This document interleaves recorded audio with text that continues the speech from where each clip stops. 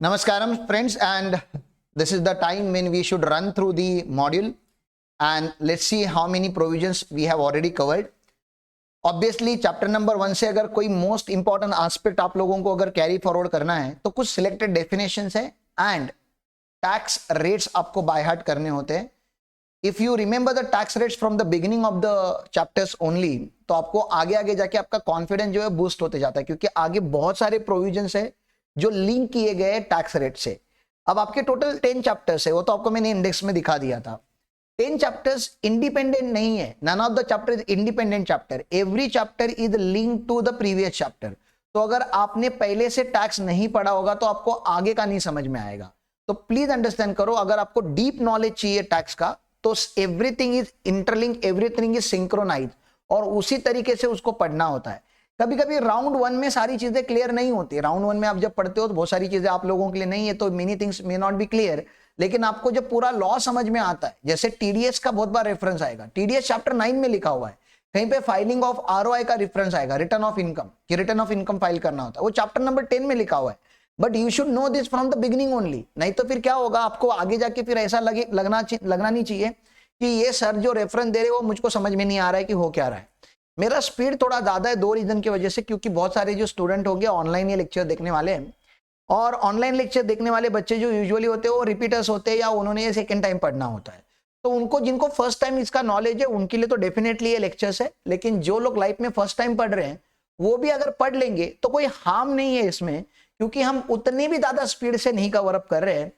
तो जितने स्पीड से रिवीजन लेक्चर्स होते हैं ये डिटेल्ड रिवीजन लेक्चर्स है, मतलब इसमें मॉडल भी दिखाया जाएगा, क्वेश्चंस भी सॉल्व कराए जाएंगे और हैंड रिटन नोट्स भी आपको दिखाए जाएंगे. ऑलराइट, चलो तो हमको बेसिक कॉन्सेप्ट चैप्टर में पढ़ना क्या क्या है, तो इन्होंने पूरा यहाँ पे बता दिया कि component of income tax law. तो इनकम टैक्स लॉ क्या होता है आपको पढ़ना पड़ेगा. Step of computation of total tax, total income and tax liability, ये भी आपको यहाँ पे पढ़ना है.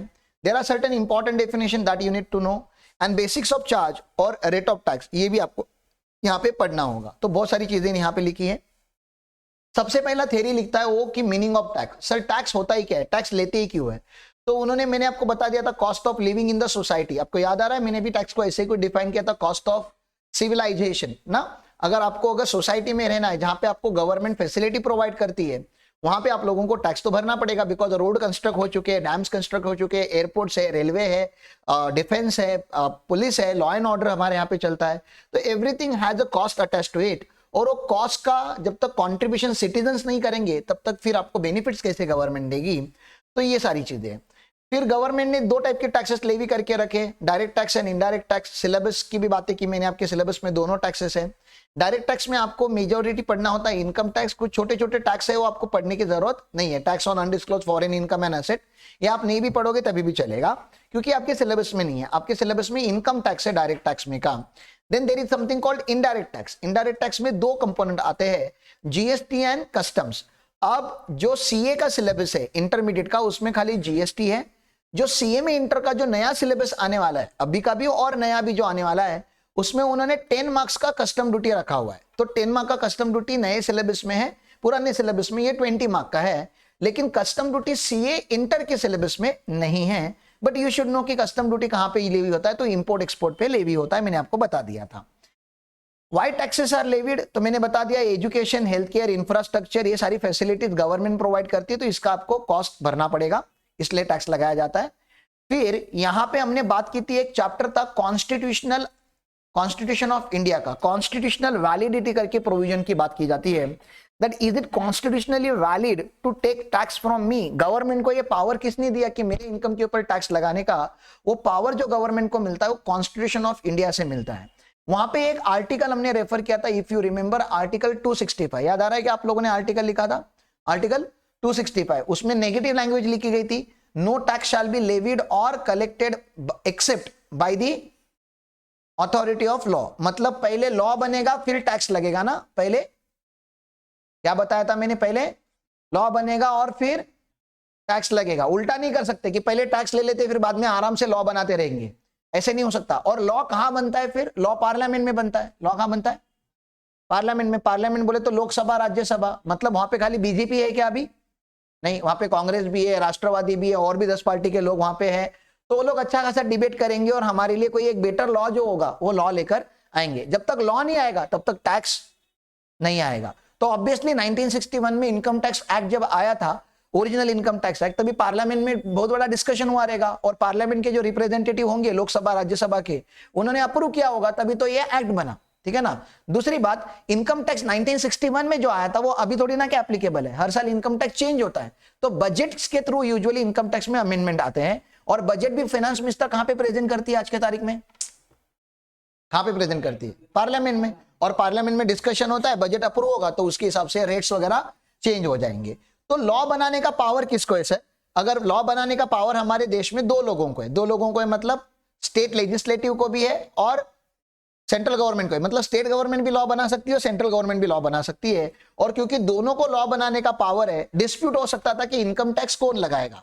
मतलब मेरे इनकम के ऊपर, महाराष्ट्र में अगर मैं इनकम कमा रहा हूं तो महाराष्ट्र गवर्नमेंट मेरे पे टैक्स लगाएगी या गवर्नमेंट ऑफ इंडिया टैक्स लगाएगी, इसके ऊपर डिस्प्यूट आ सकता था। वो डिस्प्यूट ना आए करके हमारे कॉन्स्टिट्यूशन ऑफ इंडिया ने एक आर्टिकल बनाया, आर्टिकल 246। आर्टिकल 246 में कॉन्स्टिट्यूशन ने 3 लिस्ट को डिफाइन किया हुआ है, union list, state list and concurrent list. Sir in 3 list का रेलेवेंस क्या है?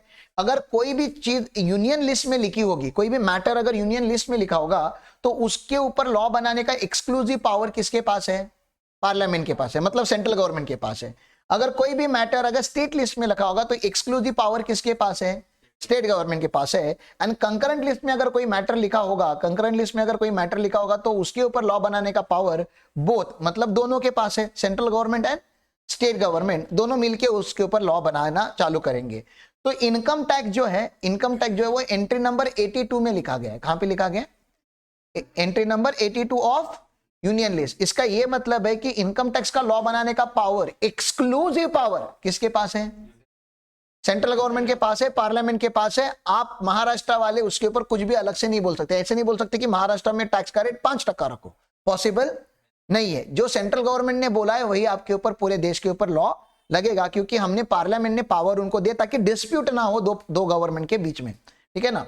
तो ये बात हो गई। सर इनकम टैक्स लॉ में हमें क्या क्या पढ़ना पड़ता है? तो आपको, आप प्रोफेशनल लेवल पे हो, प्रोफेशनल लेवल पे आपको लॉ पढ़ना पड़ता है, एक्ट नहीं। एक्ट तो उसका एक कंपोनेंट होता है, लॉ के अंदर का एक कंपोनेंट क्या होता है? एक्ट। लेकिन आपको एक्ट भी पढ़ना है, आपको एनुअल फाइनेंस एक्ट भी पढ़ना है, मतलब बजट्स आते हैं जो हर साल, वो भी पढ़ने पड़ेंगे आपको। इनकम टैक्स के रूल्स होंगे। 1962 में इनकम टैक्स के क्या आए हुए हैं? रूल्स। 1961 में एक्ट आया था, 1962 में क्या आए हैं? रूल्स। तो इनकम टैक्स के रूल्स भी आपको पढ़ने पड़ेंगे। रूल्स एडमिनिस्ट्रेटिव पर्पज के लिए बनाए जाते हैं। किसके लिए? हाँ, तो इनकम टैक्स का फॉर्म कैसे दिखेगा, ITR 1 कैसे दिखेगा, ये एक्ट में नहीं लिखा जाता। ये कहां पे लिखा जाता है? रूल्स में लिखा जाता है कि ITR का फॉर्म क्या होगा। मैंने क्या बोला, समझा? फिर वैल्यूएशन ऑफ परक्यूजिट करके कुछ होता है कि अगर एम्प्लॉयर ने एम्प्लॉय को घर दे दिया रहने के लिए, तो घर तो मॉनिटरी है नहीं, ये तो नॉन मॉनिटरी आइटम हो गया। कार दे दी, कार तो नॉन मॉनिटरी आइटम होगी। अब उसका वैल्यू कैसे करेंगे? तो वैल्यूएशन के जो रूल होते हैं वो रूल्स, मैंने रूल बोला, सेक्शन नहीं बोला। जैसे मैंने रूल बोला तो कहां के होंगे? इनकम टैक्स रूल्स के होंगे, वो इनकम टैक्स एक्ट में का नहीं होगा। तो आपको क्या क्या पढ़ना है? आपको तो इनकम टैक्स एक्ट जो मेन एक्ट है वो तो पढ़ना ही है। फिर आपको क्या पढ़ना पड़ेगा? बजट भी पढ़ना पड़ेगा। बजट में से हमको क्या मिलता है? मैंने आपको बजट ओपन करके भी दिखाया था। बजट में हमको इनकम टैक्स के रेट्स मिलते हैं। जो नॉर्मल इनकम जो हमारा होता है उसके रेट्स कहां पे लिखे जाते हैं? बजट में, फाइनेंस एक्ट में लिखे जाते हैं। अभी हमारे लिए एप्लीकेबल फाइनेंस एक्ट कौन सा है? FA 2022। अगर आप 23 में एग्जाम दे रहे हो तो आपके लिए FA 2022 एप्लीकेबल है। सर्कुलर है, नोटिफिकेशन। अब ये क्या होता है sir?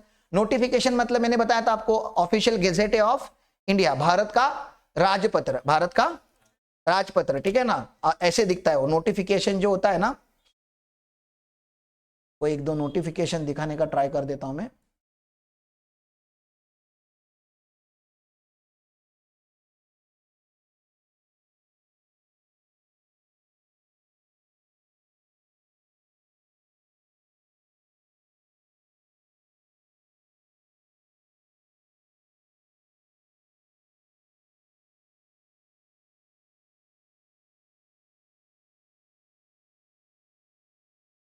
The gazette of India, ठीक है ना, यहाँ पे सारे नोटिफिकेशन आते हैं। ओके, तो यहाँ पे अलग अलग नोटिफिकेशन आते हैं। आपको यहाँ पे जाके क्या करना होता है?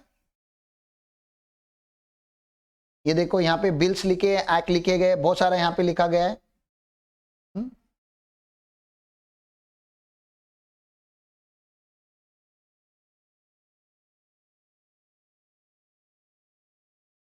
इंटरनेट यहाँ पे स्लो है क्या? मिनिस्ट्री ऑफ लेबर, पेट्रोलियम, ऐसा कुछ कुछ यहाँ पे बहुत सारा है। मिनिस्ट्री ऑफ रेलवे है, कोई भी रहेगा, कोई चलेगा, अपने को ऐसा कुछ प्रॉब्लम नहीं है। आप यहाँ से अगर आप डाउनलोड करते हो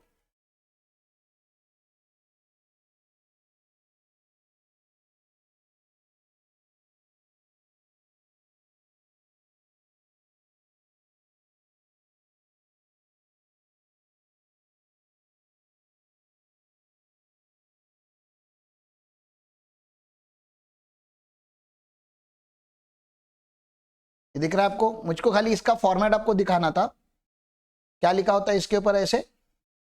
भारत का, नहीं दिख रहा है क्या तुझको?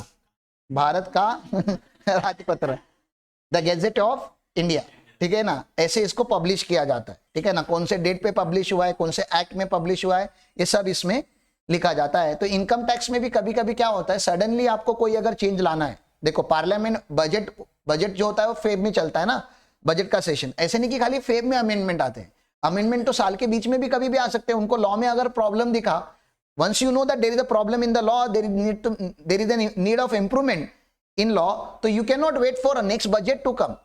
आपको अगर कोई गलत चीज आइडेंटिफाई होती है तो आप इमीडिएटली उसको करेक्ट करने चाहिए, तो इमीडिएटली करेक्ट किया जाता है इस वेबसाइट से, बरोबर? समझ में आ रहा है?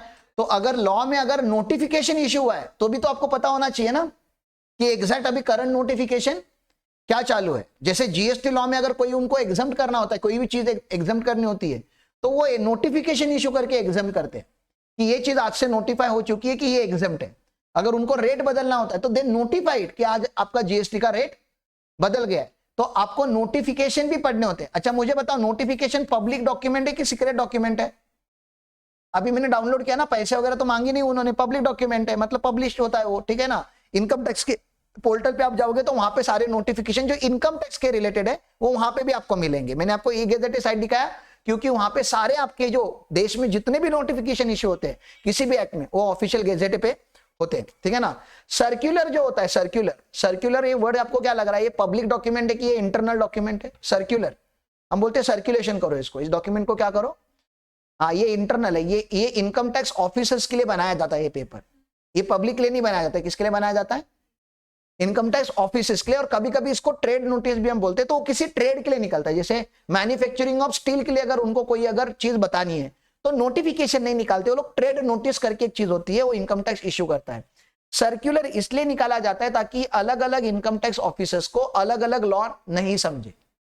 इनकम टैक्स ऑफिसर्स ही अलग अलग प्रोविजन लगा रहे, दोनों का इंटरप्रिटेशन अलग है। तो अभी सेंट्रल गवर्नमेंट की खास करके सीबीडीटी की रिस्पॉन्सिबिलिटी है कि सारे ऑफिसर जो है सेम टाइप का लॉ फॉलो करे। मैंने क्या बोला समझा आप लोगों को? तो एज अ प्रोफेशनल आपको उनके सर्कुलर भी पता होनी चाहिए। कभी कभी ऑफिसर को सर्कुलर का नॉलेज नहीं होता, प्रोफेशनल जाके वहां बोलता है सर ये सर्कुलर में इशू किया गया था, and now the officer is respecting you क्योंकि उसको सर्कुलर पता होनी चाहिए, तो उसको तो नहीं है लेकिन आप लोगों को उन सर्कुलर्स का नॉलेज है। आप समझ रहे हो ना?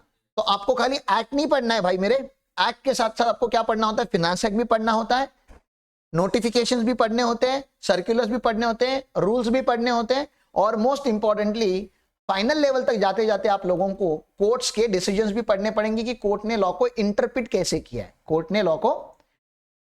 कोर्ट लॉ नहीं बनता, जजेस नेवर लेजिस्लेट। मैंने क्या बोला? जजेस नेवर लेजिस्लेट, मतलब वो लोग लेजिस्लेशन नहीं बनाते, लॉ बनाने का पावर उनके पास नहीं है। लॉ बनाने का पावर पार्लियामेंट के पास है, जजेस के पास खाली लॉ को इंटरप्रिट करने का पावर है, ओनली इंटरप्रिट करने का पावर है। ठीक है, यहां तक समझ में आया? आप बोलोगे सर ये सब देखा देखा लग रहा है, पहले भी हमने बात किया है, ये सेकेंड टाइम कर रहा हूं, पहले मॉड्यूल में से किया था, अभी सॉरी पहले नोट्स में से किया था, अभी मॉड्यूल में से कर रहा हूं, ठीक है ना?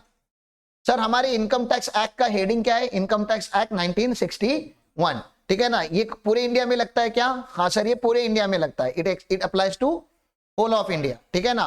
होल ऑफ इंडिया का भी मैंने आपको बताया था। होल ऑफ इंडिया मतलब क्या? लैंड मास पे भी लगता है, 12 नॉटिकल माइल्स तक जो हमारा पानी है, ठीक है ना, मतलब 12 नॉटिकल माइल्स तक हमारा वाटर होता है ना, इसको टेरिटोरियल वाटर ऑफ इंडिया बोलते हैं। और इसके ऊपर जो एयर बेस है उसमें भी इनकम टैक्स एक्ट एप्लीकेबल है। ओके सर, ये जो है वो एक एमसीक्यू है, इनकम टैक्स एक्ट एप्लीकेबल कब से हुआ? तो 1 अप्रैल 1962 से एप्लीकेबल हुआ। आप बोलोगे एक्ट 1961 में आया तो 62 से क्यों एप्लीकेबल हुआ? क्योंकि income tax act assessment year में लगता है। तो 61 में एक्ट आया होगा तो 62 63 would be first assessment year ना, तो इसलिए इफेक्ट में कब से आया हुआ है? 62 से आया हुआ है। तो एग्जाम में कभी कभी हम लोग तुक्का मारने जाते, बोलते हैं एक्ट 1961 का है तो इफेक्ट में भी 1961 में आया होगा। ऐसा तुक्का नहीं मारने का, ठीक है ना। लॉजिक आपको पता होना चाहिए कि 1962 से आया, उसका लॉजिक मैंने बता दिया, असेसमेंट ईयर से लगता है ये। ओके, आगे चलता हूं। इनकम टैक्स एक्ट में बोलने के लिए कितने सेक्शन है? 1 to 98 है, और बोलने के लिए 14 शेड्यूल है। कितने शेड्यूल है? 14 शेड्यूल है, 298 सेक्शन है, लेकिन एक्चुअली सेक्शंस कितने होते हैं? 750 प्लस, ठीक है ना। 750, 760, 780। अब आप एक्सेल में डालोगे तो आपको एक्चुअली में पता चलेगा कि टोटल सेक्शंस कितने हैं। बहुत सारे सेक्शन डिलीट भी हो चुके हैं। अच्छा, तो पूरा एक्ट कैसे डिवाइड होता है? Act divided into chapters, chapters are divided into sections, sections are further divided into sub sections, sub sections are further divided into clauses, clauses are further divided into sub clauses. आपने लिख के भी लिया है notes में, ठीक है ना। तो कभी कभी हमें सेक्शन पढ़ना होता है, कभी कभी हमें क्लॉजेस पढ़ना होता है, कभी कभी हमें सब क्लॉजेस तक भी याद रखना पड़ेगा। ये बात भी आपको मैंने बता दी है। फिर प्रोवाइजोस करके कुछ तो होता है लॉ में, प्रोवाइजोस एंड एक्सप्लेनेशन, दोनों में फर्क क्या है? एक्सप्लेनेशन जो होता है ना, वो प्रोविजन को ही एक्सप्लेन कर रहा है, it's a further explanation to the provision. Proviso जो होता है, it is an exception to the provision. Exception मतलब समझते हो ना, ये चालू होगा हावेवर से। ये कहां से चालू होगा? हावेवर। हावेवर मतलब एक्सेप्शनल लैंग्वेज चालू होता है, प्रोवाइडेड का लैंग्वेज चालू होता है। तो प्रोवाइजो, कभी कभी बच्चों को लगता है कि ये प्रोविजन लिखना था लॉ को, उन्होंने गलती से एन वगैरह रह गया, ये प्रोविजन नहीं है। प्रोविजन मतलब लॉ होता है, प्रोविजो मतलब उसका एक्सेप्शन होता है, ठीक है ना। तो वो सब भी है इसमें, उन्होंने एग्जांपल दी, लेकिन आपको एग्जांपल अभी समझेंगे नहीं।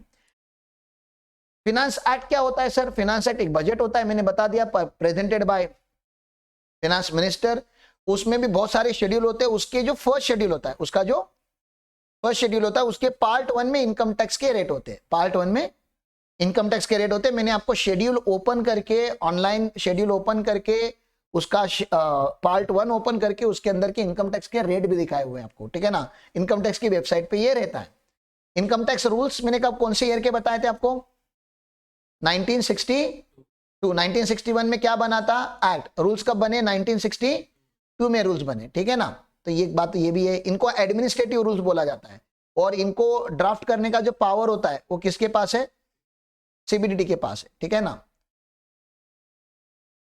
circular and notification, right? Circular are issued by CBDT from time to time to deal with certain specific problem and to clarify doubt regarding the scope and meaning of certain provisions of the act. Circulars are issued as a guidance to the officer and assessee, ठीक है ना। और circular जो होते हैं वो bound होते हैं किसके ऊपर? डिपार्टमेंट के ऊपर। किसके ऊपर बाउंड होते हैं? हाँ, मतलब ऑफिसर नहीं बोल सकते कि मैं नहीं फॉलो करेगा, जा। असेसी बोल सकता है कि मैं नहीं फॉलो करेगा, क्योंकि ये नोटिफिकेशन नहीं है, ये पब्लिक डॉक्यूमेंट नहीं है, हमारे लिए नहीं इशू है। हम लोगों को एप्लीकेशन, हमको पगार देता है क्या इनकम टैक्स? आपको पगार देता है क्या इनकम टैक्स? नहीं। ऑफिसर्स को पगार कौन दे रहा है? इनकम टैक्स डिपार्टमेंट दे रहा है ना, तो उनको वो सर्कुलर फॉलो करना पड़ेगा। वो उनके लिए तो इशू है, वो नहीं करेंगे तो कौन करेगा? लेकिन असेसी के लिए मैंडेटरी नहीं है। तो असेसी ना थोड़ा स्मार्ट होता है। असेसी यहाँ पे क्या करता है पता है? जो उसके बेनिफिट का सर्कुलर है वो बोलता है मैं फॉलो करेगा, और जो उसके अगेंस्ट है वो उसको चैलेंज कर देता है, बोलता है ये मैं क्यों फॉलो करूं, ये तो मेरे लिए इशू ही नहीं हुआ था, तो आपके लिए इशू है। तो असेसी हमेशा स्मार्ट काम करता है यहाँ पे। असेसी मतलब तुमको बता दूं, रियलिटी में असेसी के पास इतना टाइम नहीं कि वो सर्कुलर पढ़े। जब हम बोलते चैलेंज असेसी करता है तो उसका प्रोफेशनल चैलेंज करता है, उसके सीए सीएमए लोग ये सब चैलेंज वगैरह करते हैं, ठीक है ना। तो which circular which are not binding on assessee they can take advantage of the beneficial circular. इसके असेसी के ऊपर ये बाइंडिंग नहीं होते, लेकिन ऑफिसर्स के ऊपर ये बाइंडिंग होते हैं। नोटिफिकेशन जो होते हैं वो सेंट्रल गवर्नमेंट इशू करता है, ऑफिशियल गेजेट में इशू होता है, ठीक है ना। तो ये मैंने बता दिया, ये दोनों के लिए होते हैं, डिपार्टमेंट के ऊपर भी बाइंडिंग होते हैं और असेसी के ऊपर भी, क्योंकि ये लॉ है, ठीक है ना। राजा महाराजाओं के जमाने में जब सर्कुलर इशू, वो नोटिफिकेशन इशू होता था और राजा का आपने माना नहीं, उसने जो भी बोला, तो राजा क्या कर देता आपका? हाँ, बहिष्कार वगैरह रहने दे, वो तो अभी हो रहा था, राजा की बात कर रहा हूं। राजा सर उड़ा देता था। बहिष्कार क्या है? बहिष्कार करके क्या करेगा राजा रे? हाँ, केस लॉ। केस लॉ मैंने क्या बताया? जुडिशियल डिसीजंस होते हैं हाई कोर्ट सुप्रीम कोर्ट के, लेकिन केस लॉ जो होंगे वो आपको फाइनल लेवल पे पढ़ने होते हैं, लेकिन कुछ कुछ केस लॉ में आपको इंटरमीडिएट से ही पढ़ाना चालू करूंगा। क्यों सर? क्योंकि अगर सिलेबस अगर एक्स है तो आपको एक्स प्लस का नॉलेज होना चाहिए, क्योंकि हमारा एग्जाम भी अगर एक्स होता है तो क्वेश्चन भी एग्जाम में कभी कभी एग्जाम प्लस के ही आते हैं, ठीक है ना, क्योंकि आप प्रोफेशनल स्टूडेंट हो। यू कैन नॉट एक्सपेक्ट कि आपके ऊपर दया की जाए। अब जिसका अटेम्प्ट होता है उसको लगता है कि इंस्टीट्यूट इस टाइम कम से कम दया करे, तो वैसे हर बार किसी ना किसी का तो अटेम्प्ट होगा ही ना, तो इंस्टीट्यूट आपके ऊपर दया तो करने वाली नहीं है। पेपर टफ आएंगे, लिख के ले लो। क्या लिख के ले लो? पेपर टफ आएंगे, आएंगे। इजी आया तो मेरे को आके गाली दे देना कि आपने बोला कि पेपर टफ आएंगे, पेपर इजी आ गया। ऐसे कैसे आपने हमारे साथ झूठ बोला? लेकिन उल्टा होगा तो मेरे को आके कुछ मत बोलना कि सर पेपर टफ आए थे। मैंने तो कभी बोला नहीं कि इजी आते, पेपर तो हमेशा टफ ही आते, ठीक है ना। गलती से कभी तो एग्जाम 2 क्वेश्चन गलती से छूट जाते हैं इंस्टीट्यूट से जो इजी लगते हैं, ठीक है ना। तो पेपर तो टफ ही आने, पेपर तो आपको फेल करने के लिए आने हैं। अब तू पास होके दिखा बस, ठीक है ना। तेरा टैलेंट होगा तो पास होके दिखाएगा, नहीं तो बाय डिफॉल्ट तुम लोग सब लोग फेल हो। बाय डिफॉल्ट रिजल्ट क्या है तुम लोगों का? फेल। सर आप नेगेटिव क्यों बोल रहे हैं? नेगेटिव नहीं बता रहा, फैक्ट बता रहा हूं। देखो फैक्ट नेगेटिव है तो मैं क्या कर सकता हूं? बाय डिफॉल्ट तुम सारे फेल हो। तो तुम जैसे जो तुम लोगों का जो बिहेवियर है, कैजुअल अप्रोच है लॉ पढ़ने का, वो देख मोबाइल हाथ में लेके मोबाइल साफ करते करते वो प्रोविजन पढ़ रहा है। हाँ, अब तुमको क्या लग रहा है ऐसे लोग पास हो पाएंगे? हाँ? मैं बता रहा हूं ना, बाय डिफॉल्ट तुम लोग फेल हो। गलती से पास हो सकते हो। हाँ, ये जो मोबाइल साफ करने वाला बंदा है उसका नाम मयूर है। सारे बच्चे अपने मन में गाली दे दे मयूर, एक गाली तो बने, मतलब प्रिंसिपल को फोकट में ये लोग ने लेक्चर लेने के लिए बिठाया इधर, और मोबाइल साफ कर रहा है बंदा। क्या बताऊं आप लोगों को। अच्छा, वो मोबाइल किसी और का भी हो सकता है। अच्छा, उसका ही है। मुझे लगा मतलब मोबाइल साफ करने का दुकान खोला होगा इसने, करते लोग कभी कभी। अब लेवी मतलब क्या? मैंने आपको अभी तक कम से कम 4 या 5 बार बोला है, कोई भी आप जब लॉ पढ़ते हो तो आपको पढ़ना होता है लेवी। सबसे पहले क्या पढ़ना होता है? लेवी। फिर आपको पढ़ना होता है कंप्यूटेशन मैकेनिज्म। क्या पढ़ना होता है? कंप्यूटेशन की, उस लॉ में कंप्यूटेशन कैसे होगा। थर्ड आपको पढ़ना होता है कलेक्शन मैकेनिज्म। क्या पढ़ना होता है? कलेक्शन की। आपने टैक्स कंप्यूटर करके रखा सर, लेकिन अभी वो कलेक्ट कैसे होगा, ठीक है ना। और फोर्थ आपको पढ़ना होता है उस लॉ का प्रोसीजरल एस्पेक्ट। क्या पढ़ना होता है? Procedure, filing of return, notice कैसे आएगी, नोटिस का रिप्लाई कैसे जाएगा, अपील कैसे होगी, पेनल्टी कैसे लगेगी। तो लेवी मतलब what is taxable and what is not taxable, ये आपको यहाँ पे पढ़ना होता है। कंप्यूटेशन में ओके टैक्सेबल है तो उसका अमाउंट कैसे निकलेगा, टोटल इनकम का, उसके ऊपर टैक्स के रेट कैसे लगेंगे और टैक्स कैसे निकलेगा। कलेक्शन मतलब हमारी इनकम टैक्स में TDS, TCS, advance tax and self assessment tax, 4 वे जिससे कलेक्शन होता है। और प्रोसीजर में filing of return, appeal, rectification, revision, ऐसी बहुत सारी चैप्टर आप लोग आगे जाके पढ़ोगे। तो ये होता है लेवी का चैप्टर। लेवी अपन अगले वाले लेक्चर में चालू करते हैं, लेक्चर थोड़ा बड़ा हो गया ये।